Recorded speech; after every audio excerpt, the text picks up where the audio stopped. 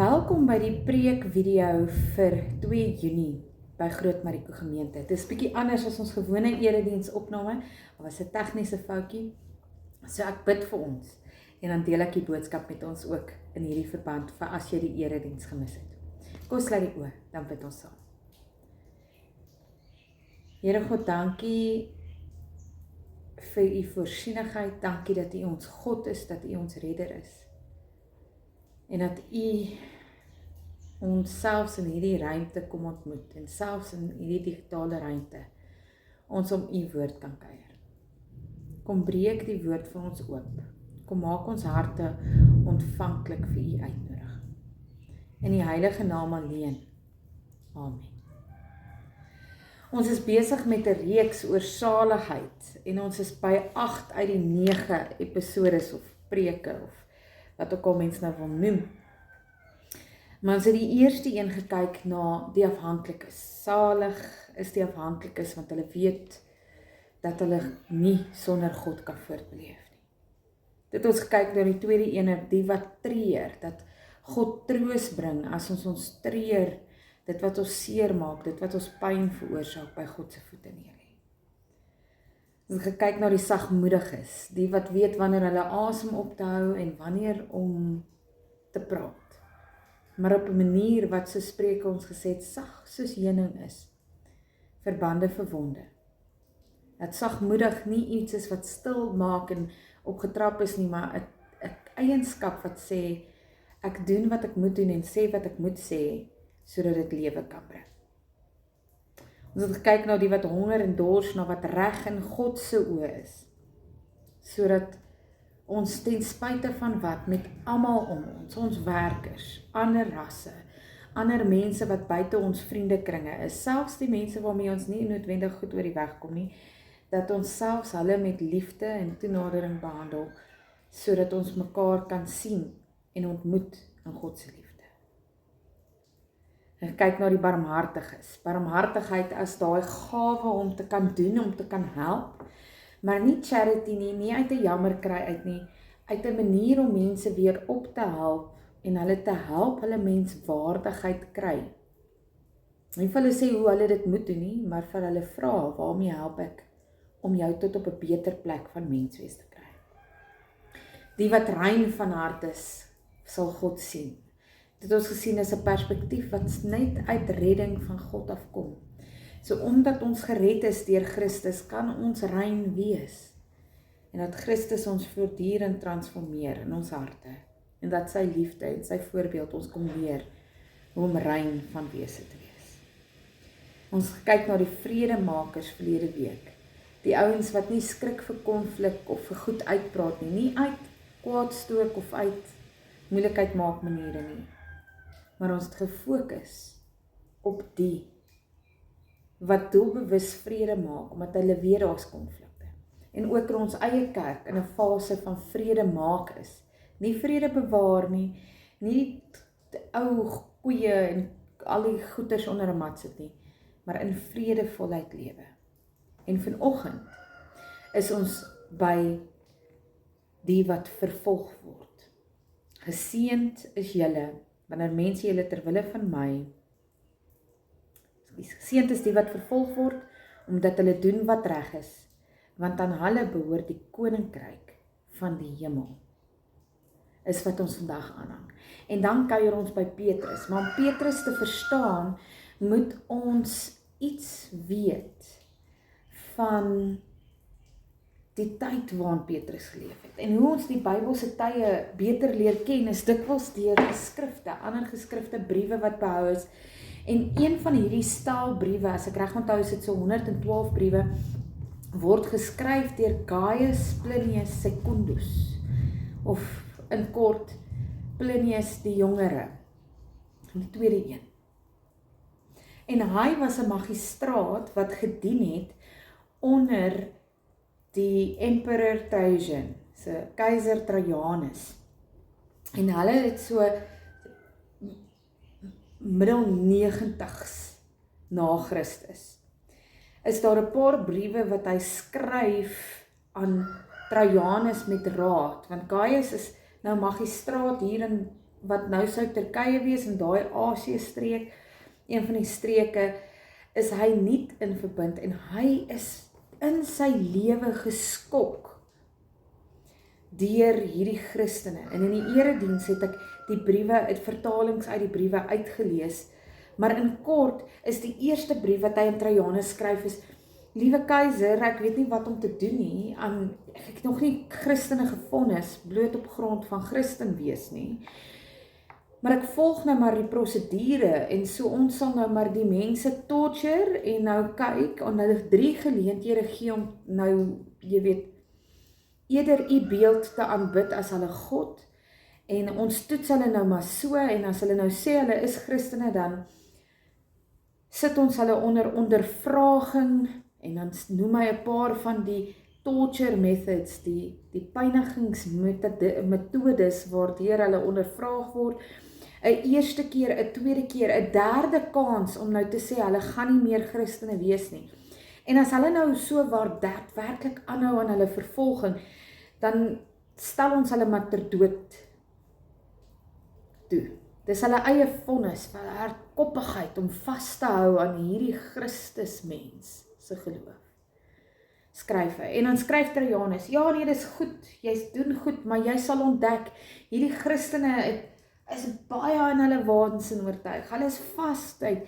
En dan sê hy, voer hulle maar vir die leeu's vir entertainment. En as dit nie werk nie, sit hulle in vanghokke, dat hulle vir die mense bietjie entertainment maak, 'n bietjie vermaak om te veg tot die dood. En dan skryf Plinius terug: maar die mense weier om te veg tot die dood, so toe ons hulle maar gebrandstapel, maar ek verstaan nie, dit is verskriklik, hulle sing lofliedere tot eer van hulle Here terwyl hulle brand. Ons weet nie wat om met hierdie Christen probleem te maak nie. En dan skryf Trajanus terug: hou voort, en dan gaan die briewe aan om te sê, maar hierdie Christene word nou meer. Hoe meer ons hulle brand, hoe meer ons hulle vir die leeu's voer, hoe meer ons weet nie meer wat om met al die gevangenes te doen nie. Hulle kom gee hulle self vrywillig oor. Dis waansin, ons verstaan nie hoe hierdie ouens geglo het nie.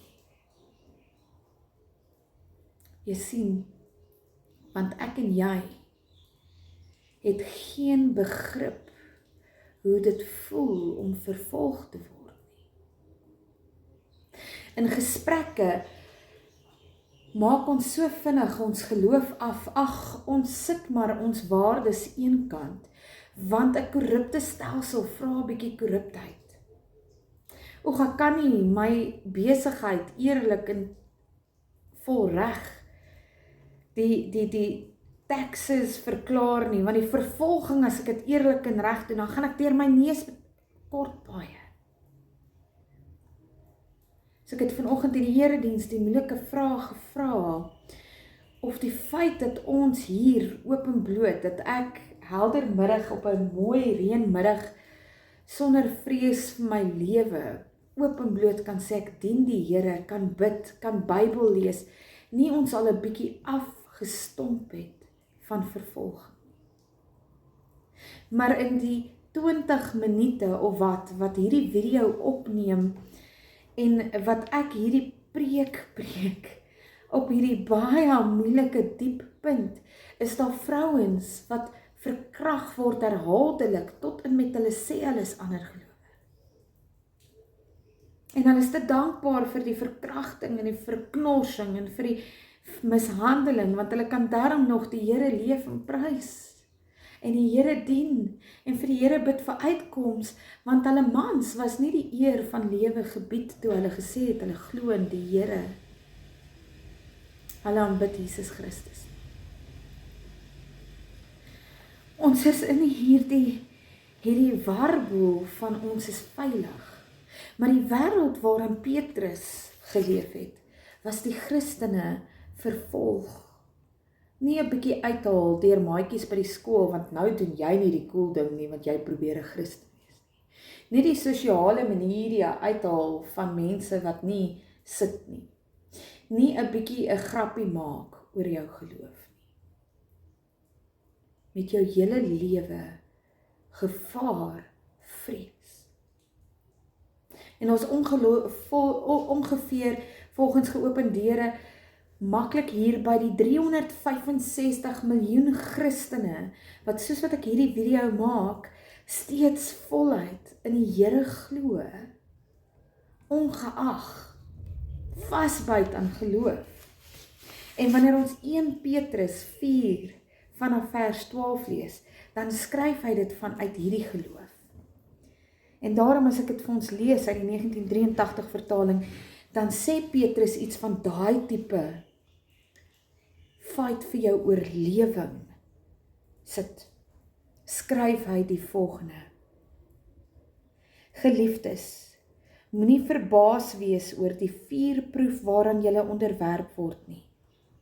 Dit is nie iets vreemds wat met julle gebeur nie, maar wees bly in die mate wat julle die lyding van Christus deel, sodat julle ook by die openbaring van sy heerlikheid bly kan wees en oorloop van vreugde.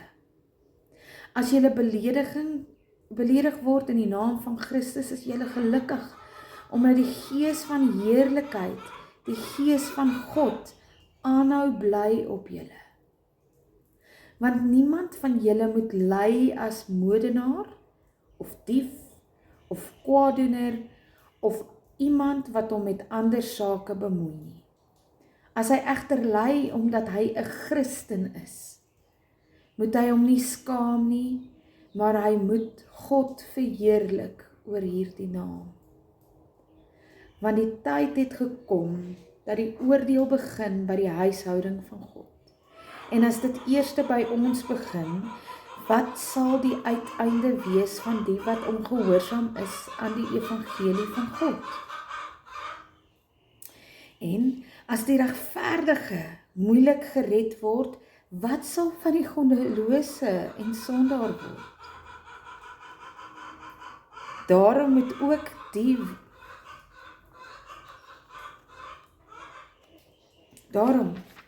ook die wat in ooreenstemming met die wil van God ly, hulle lewens oorgee aan die getroue Skepper en aanhou goed doen. Ekskuus, dis die direkte vertaling.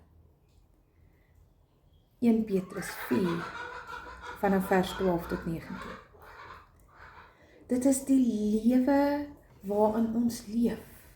Ons kan dankbaar wees dat die Here nie vir ons vermoeienis is nie. Ons mag. So dalk is die uitnodiging aan Petrus, hoekom doen ons so vinnig kwaad? Hoekom skaam ons so vinnig vir God?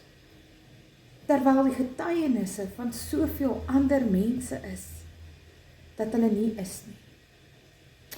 Die tweede uitnodiging, terwyl ons in dankbaarheid kan ontvang en met meer ywer nog meer ons geloof uitleef, nog meer vashou aan God se beloftes, nog meer vashou aan die reëls hou en volgens die reëls speel, omdat ons in God se liefde glo en vrylik kan, dat ons ook die tweede uitnodiging daadwerklik aanvaar, waar God ons nooi om te bly volhard in bid, om te aanhou goed doen, om ons Skepper God, ons ten volle vertroue in hom te sit, maar ook te bid vir die broers en susters en mede gelowiges, mede Christene, mede erfgename van God. Daadwerklik moeite te maak met dit. Daarom deel ons die saaier elke week. Daarom byt ons vas in geloof.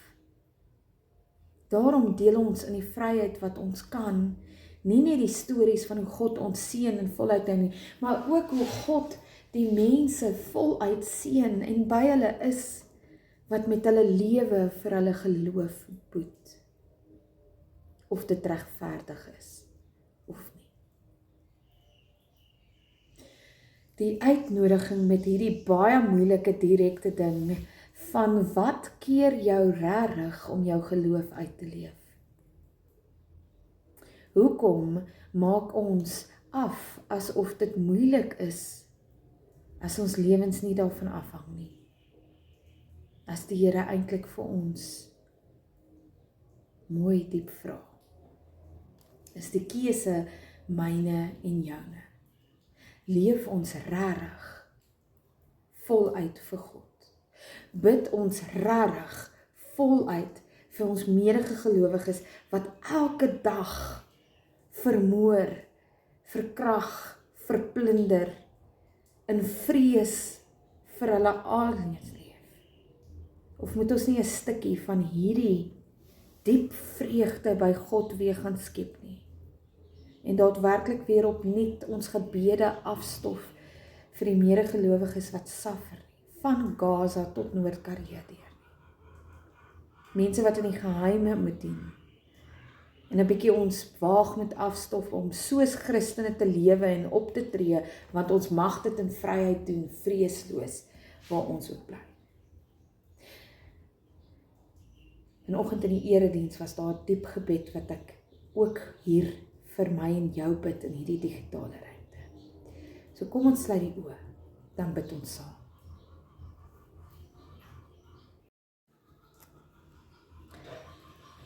Here my God, Koning van die heelal. Jammer dat ons baie keer vergeet hoe geseënd ons is om in 'n land te kan leef waar ons openlik ons liefde kan leer uitleef, foute kan maak en in genade kan leef, sonder vervolging U kan dien. Here, jammer dat ons dit baie keer afwater en so maklik van U liefde vergeet en U ons Skepper God nie vertrou. Gee dat ons opnuut volle vertroue, ongeag, aanhoudend sal goed doen, ongeag wat ons kant toe kom, ongeag ons uitdagings.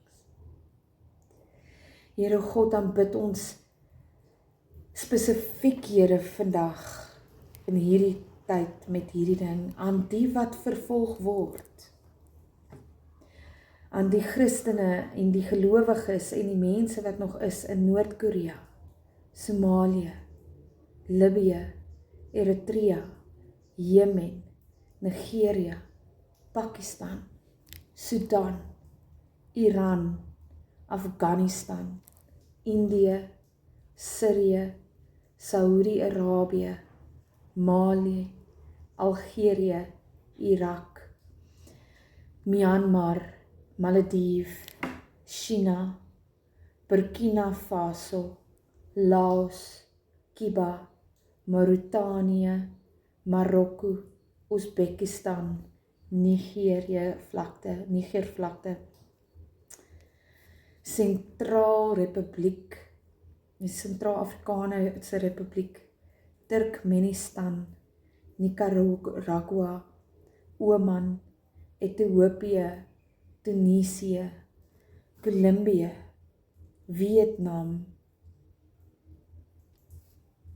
Bhutan, Mexico, Egipte, Mosambiek, Qatar, die Demokratiese Republiek van Kongo, Indonesië, Kameroen, Brunei, Komore, Tajikistan, Kazakhstan, Jordanië, Maleisië, Turkye. Here God, ook vir hulle regerings, vir hulle leierskap, vir die mense wat nie U liefde besef nie. Hemelse Vader, kom bid ons dat U Gees hulle gees sal oortuig. Vader, vir die gelowiges in hierdie lande en vele ander, Vader, waar mense vervolging, daadwerklike erg emosionele, fisiese, lewensdreigende vervolging as gevolg van U liefde is, kom bid ons dat U hulle sal vul aanhoudend met liefde.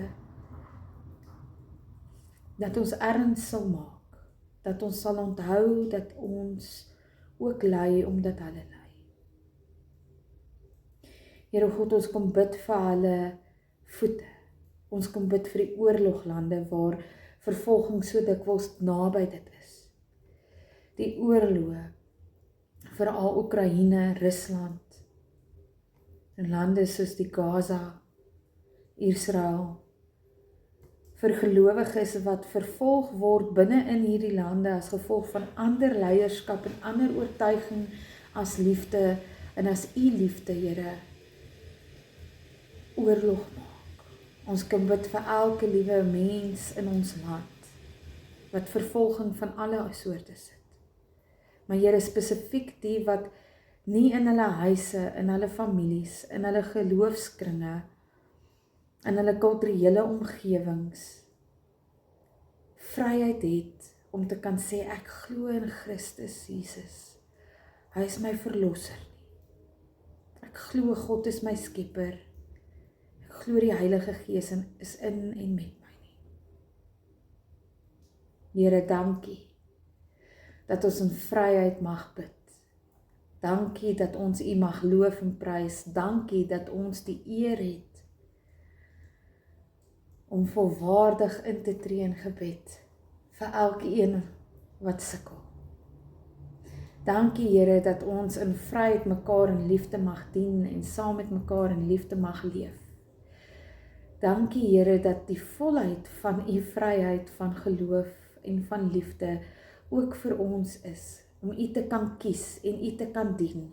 Gee dat ons sal braaf maak om skaamteloos, vreesloos vir U liefde sal opstaan en U liefde sal uitdien. Nie as kwaaddoeners nie, nie as kwaadstokers nie, as volwaardige kinders van God. Gered, rein gemaak deur U.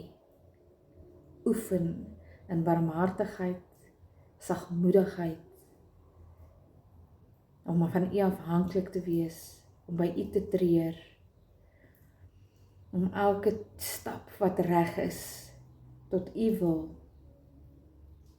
Dankie Here dat U ons God is. Dankie Here dat U ons Skepper God genoeg is. Ons loof en prys U heilige naam daarvoor. Amen.